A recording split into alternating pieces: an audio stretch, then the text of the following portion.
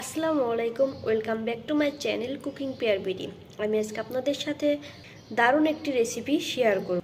লাচ্চা সেমাই আর একটি কলা দিয়ে খুব মজাদার একটি পিঠা তৈরি করে দেখাবো।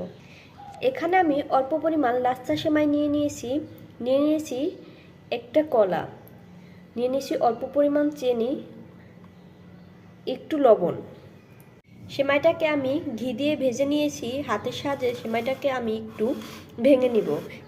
ঘি দিয়ে ভাজার কারণে পিঠাটার স্বাদই অন্যরকম হবে।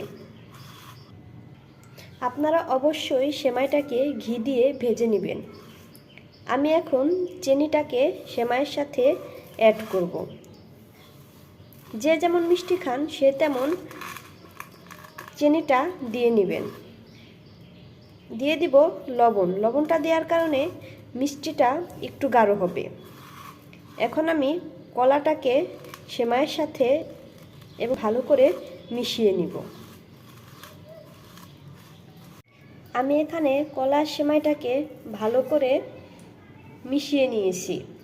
আমি অল্প করে একটু ডো নিয়ে নিব। ডোটাকে হাতের সাহায্যে আমি এরকমভাবে বানিয়ে নিব। আপনারা চাইলে ডোটাকে একটু বেশি করে নিয়ে বড় বানাতে পারেন।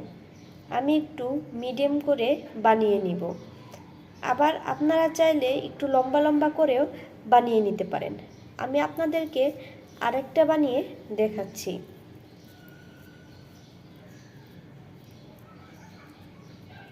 এরকমভাবে আমি সবগুলো পিঠে বানিয়ে নিব।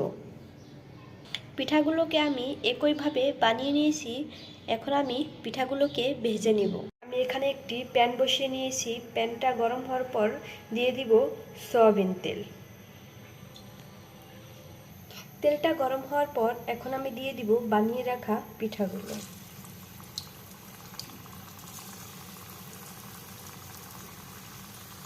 পিঠাগুলো আমি লো আঁচে রেখে ভেজে নিব।